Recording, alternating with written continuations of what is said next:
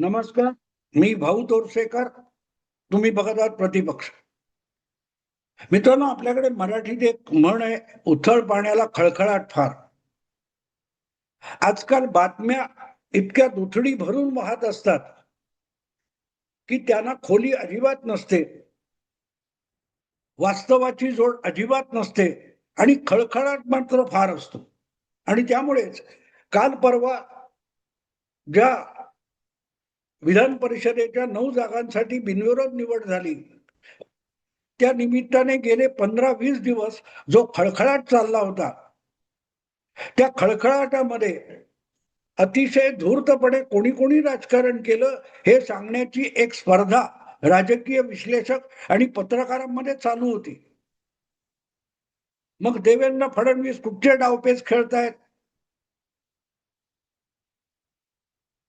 शिंदे काय करणार, शिंदे तिसरा उमेदवार टाकणार का, मग तिसऱ्या उमेदवार टाकण्यासाठी किती आमदार खरेदी करावे लागतील, मग त्याच्यासाठी परचेस कपॅसिटी कोणाकडे आहे, आणि आपला एक उमेदवार निवडून आणण्यासाठी सुद्धा मित्र पक्षांच्या पायऱ्या झिजवाव्या लागतात. इतकी उद्धव ठाकरे यांची दुर्दशा कशी झालेली आहे, या सगळ्यावर खळखळाट फार चालू होता.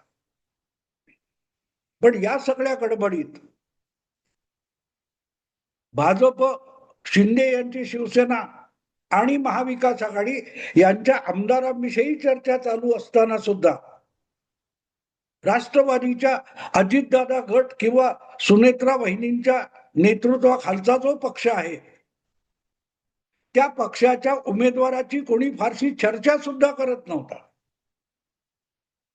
वास्तविक आपला एक विधान परिषदेचा आमदार निवडून आणल्यानंतर सुद्धा सुनेत्रा वहिनींच्या खात्यामध्ये 10 आमदार मतदार अधिकचे होते. एकनाथ शिंदेकडे फक्त 57 आमदार आहेत आणि 2 हक्काचे निवडून आणायचे, तर त्यांना 58 आमदारांची गरज होती. म्हणजेच शिंदे यांना विधान परिषदेचे 2 आमदार निवडून आणताना सुद्धा एक उधारीचा उसनवारीचा आमदार मतदार म्हणून आणणं भाग होतं. पण त्यांचा तिसरा उमेदवार लढवण्यापर्यंत माध्यमातल्या जाणकारांची धावपळ चालू होती. पण सुनेत्रा वहिनी यांच्याकडे 10 किंवा 11 अधिकचे आमदार आहेत. त्या 10 किंवा 11 आमदारांच्या बळावर सुनेत्रा वहिनी काही प्रयोग करू शकतील का, किंवा जो काय एक आमदार आणायचा आहे, तो एक आमदार निवडून आणताना सुद्धा पक्षाच्या भवितव्याचं आणि व्यापक राजकारणाचा विचार सुनेत्रा वहिनींकडून किंवा राष्ट्रवादी अजितदादा गटाकडून होईल का, याची चर्चा करायची इच्छा सुद्धा कोणाला झाली नाही. आणि म्हणून मी त्याला खळखळाट म्हणतो. उथळ पाण्याला खळखळाट फार. भाजपकडे 132 कितीतरी आहेत आणि त्यांना 5 जरी आमदार आणायचे असतील तरी अजून काय आणखीन 5-7 कमी पडतायत, 12 कमी पडतायत. एकनाथ शिंदेना तिसरा टाकायचा असेल तर त्यांच्याकडे परचेस कपॅसिटी आहे, आमदारांची मतं विकत घेण्याची, आणि विधान परिषदेच्या वगैरे निवडणुकीत मत म्हणजे घोडे बाजार असतो. काय काय काय पांडित्य सांगितलं जातं. पण आपल्याकडे एक आमदार निवडून हक्काने आणायचा, अधिक 10 रिकामे आमदार आहेत जे कोणालाही विकता येतील. तर सुनेत्रा वहिनी विकतील का, याचा सुद्धा विचार कोणी केला नाही. उलट शिवसेना, उद्धव ठाकरे, उभाठा शिवसेना यांचे 20, काँग्रेसचे 16 आणि शरद पवार गटाचे 10 असे 46 आमदार असताना 29चा कोटा पूर्ण केल्यानंतर जे अधिकचे 17 आमदार उरतायत, तरीही 29 पक्के विश्वासाने मत देतील का याची गॅरंटी कशी नाही, याची चर्चा होत राहिली. मग काँग्रेसने उद्धव ठाकरे असतील तरच आम्ही पाठिंबा देऊ, अन्यथा उद्धव ठाकरेंच्या जागी उभाठा शिवसेना दुसरा कुठला उमेदवार देणार असेल तर मात्र आम्ही म्हणजे काँग्रेस ही जागा लढवेल, असं सकपाळांनी धमकावलं आणि त्याच्यावर गदारोळ सुरू झाला. म्हणजे भाजप कोणाला उमेदवार करणार, त्याची 14 लोकांची यादी दिल्लीला कशी गेली, ते नवख्या आलेल्यांना देणार, संधी साधू आले त्यांना देणार, की वर्षानुवर्ष पक्षासाठी राबलेल्या 3-4 तरी अनुभवी आणि प्रामाणिक कार्यकर्त्यांना मत उमेदवार देणार. या सगळ्याची चर्चा चालू होती. पण उपमुख्यमंत्री आणि पक्षाच्या राष्ट्रीय अध्यक्ष असलेल्या सुनेत्रा वहिनी किंवा त्यांचा पक्ष आपल्या 40 आमदारांसकट विधान परिषदेमध्ये काय भूमिका घेईल, कुणाला उमेदवारी देईल, अधिकचा लढवेल की नाही सोडून द्या, पण अजितदादा गटातर्फे विधान परिषदेसाठी कोणाला उमेदवारी दिली जाईल याची चर्चा सुद्धा माध्यमांना करावीशी वाटू नये, ही अतिशय दयनीय अवस्था आहे. आणि त्याचं कारण आहे, त्याचं कारण पक्षाच्या राष्ट्रीय अध्यक्षा आणि उपमुख्यमंत्री सुनेत्रा वहिनी अवास्तव बोलत नाहीत, अघडपघड बोलत नाहीत आणि कारण नसेल तर एक अक्षर बोलत नाहीत. पण याचा अर्थ त्या राजकारणात अननुभवी आहेत, त्यांना राजकारण कळत नाही, अशा गैरसमजात बहुतांश पत्रकार आहेत. पण म्हणतात ना, गरजते वो बरसते नहीं और बरसते वो गरजते नहीं. सुनेत्रा वहिनी या दुसऱ्या कॅटेगरीतले आहेत. त्या बोलत नाहीत पण करतात, आणि करतात ते इतकं मूलगामी असतं की तुम्ही त्याची कल्पना सुद्धा करू शकत नाही. जसं मोदी किंवा अमित शहाबद्दल बोललं जातं की ते काय करतील याचा अंदाज बांधणं अवघड आहे, सुनेत्रा वहिनींच्या बाबतीत असंच म्हणता येतं.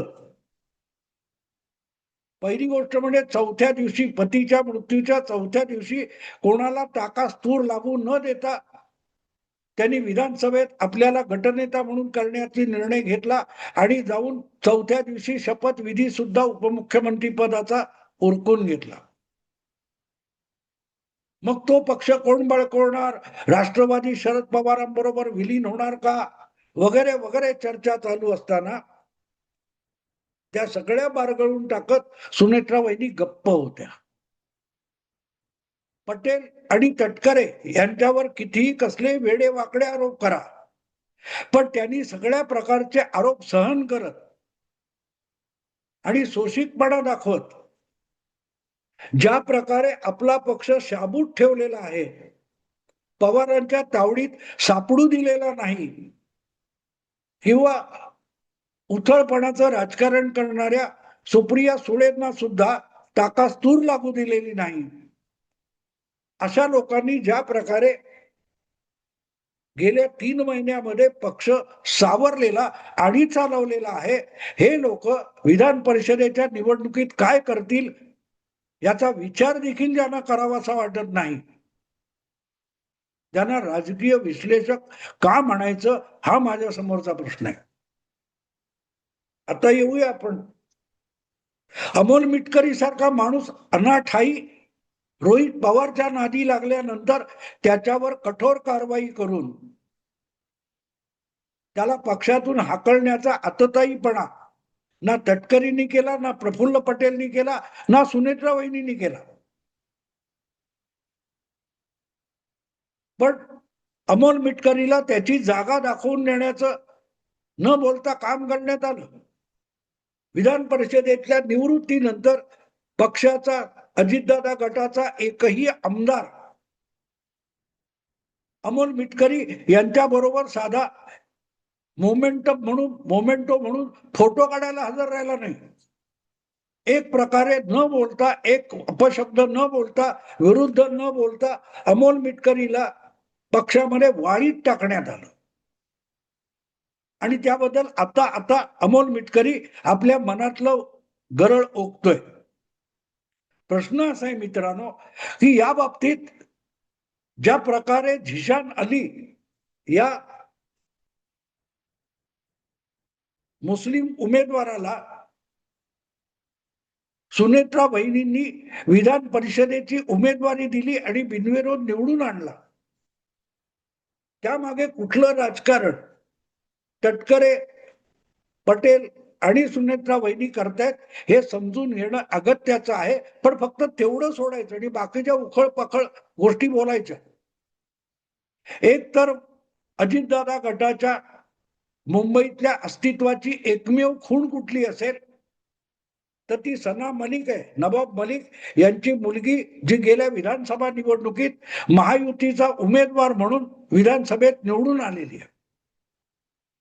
तसाच काँग्रेसमधून 2019च्या निवडणुकीत वांद्रे पूर्व भागातून विधानसभेवर निवडून आलेला बाबा सिद्दीकी यांचा मुलगा झिशान सिद्दीकी हा नंतर अजितदादांच्या पक्षात आला आणि 2024च्या निवडणुकीत पराभूत पण झाला. वरुण सरदेसाई या आदित्य ठाकरेंच्या मावस भावाकडून झिशान अली पराभूत झाला. त्याला सुनेत्रा वहिनींनी विधान परिषदेची उमेदवारी दिली. याचा अर्थ समजून घेण्यासारखा आहे. एक प्रकारे मुंबईमध्ये शिंदेची शिवसेना आणि फडणवीसांचा भाजप मिळून जी आघाडी किंवा महायुती आहे त्या पलीकडे महायुतीमध्ये आणखीन एक पक्ष आहे तो अजितदादांचा सुनेत्रा वहिनी उपमुख्यमंत्री असलेला राष्ट्रवादी पक्ष आहे. आणि त्या पक्षाचं मुंबईतलं प्रतिनिधित्व हे फक्त मुस्लिम आमदारापुरतं मर्यादित आहे. सना मलिक आणि आता बिनविरोध झाल्यामुळे झिशान सिद्दीकी म्हणजे राष्ट्रवादी काँग्रेस अजितदादा गटाचे मुंबईतले 2 आमदार जे आहेत हे दोनही मुस्लिम आहेत आणि भाजप किंवा शिंदे हे हिंदुत्ववादी पक्ष आहेत. अशा सगळ्या राजकारणामध्ये तुम्ही बारकाईने बघितलं तर गेल्या लोकसभा निवडणुकीमध्ये किंवा नंतरच्या विधानसभा निवडणुकीमध्ये महायुतीला धक्का देऊ शकले उद्धव ठाकरे किंवा महाविकास आघाडी ते मुस्लिम वोट बँकेच्या आधारावर. आणि त्यामुळे महाविकास आघाडीला मुंबईच्या राजकारणामध्ये धक्का द्यायचा असेल तर मुस्लिम वोट बँकेमध्ये एक लचका तोडला पाहिजे. आणि तो लचका शिंदे किंवा फडणवीस तोडू शकत नाहीत, पण अजितदादांचा राष्ट्रवादी गट तोडू शकत असेल तर तो तोडला पाहिजे. आणि म्हणून झिशान सिद्दीकी आणि सना मलिक हे 2 आमदार एक विधान परिषदेत एक विधानसभेत महायुतीतले आहेत, मुस्लिम आहेत आणि अजितदादांच्या गटाचे आहेत. आणि त्यामुळे अजितदादांच्या किंवा सुनेत्रा वहिनींच्या पक्षाचं मुंबईतलं अस्तित्व हे सर्वस्वी मुस्लिम आहे. जवळजवळ त्यामध्ये नाव घेण्यासारखा कोणी हिंदू नेता उरलेला नाही. आणि हे राजकारण शेवटच्या क्षणापर्यंत झिशान अली यांचं नाव सुद्धा झिशान सिद्दीकी यांच्या नावाची कुठे चर्चा सुद्धा नव्हती. पण सुनेत्रा वहिनी पटेल आणि तटकरे यांनी मिळून ज्या प्रकारे विधान परिषदेसाठी झिशान सिद्दीकी यांना उमेदवार केलं आणि बिनविरोध निवडून आणलं त्यामागे फक्त त्या पक्षाची भूमिका आहे असं मला वाटत नाही. महाविकास आघाडीला मुंबईतला सगळा मुस्लिम मतदार ही आपली वोट बँक आहे, आपली जागिरी असं वाटतं. त्याला शह देण्याचा डाव शिंदे फडणवीस आणि सुनेत्रा वहिनी यांनी एकत्रित खेळलेला असावा. मुंबईमध्ये युतीच्या विरोधात मुस्लिम मत जातील, पण जिथे मुस्लिम बहुल इलाका आहे मग तो भेंडी बाजार असेल, तो बेहरामपाडा बांद्र्याचा असेल, तो शिवाजीनगर वगैरे तिकडचा देवनारचा भाग असेल, अशा ठिकाणी युतीला जर हिंदुत्व म्हणून मतं मिळत नसतील तर मुस्लिम मतं बहुल असतात. तिथे मुस्लिम मतं सुद्धा युतीच्या बाजूने आणायची तर एक मुस्लिम धार्जिणा वाटेल किंवा दिसेल असा पक्ष पाहिजे. आणि तो पक्ष मुंबईमध्ये शिंदेची शिवसेना किंवा देवेंद्र फडणवीसांचा भाजप असू शकत नाही. तर ते काम झिशान अली आणि झिशान सिद्दीकी आणि सना मलिक यांच्या माध्यमातून अजितदादा गट करू शकतो. आणि ते पाऊल इतकं सहजगत्या टाकलं गेलं की त्याकडे मोठ्या मोठ्या राजकीय विश्लेषकांचं लक्ष सुद्धा गेलेलं नाही. याला म्हणतात सुनेत्राबाईंनी. बोलत नाही, पण किती गहन राजकारण करतात.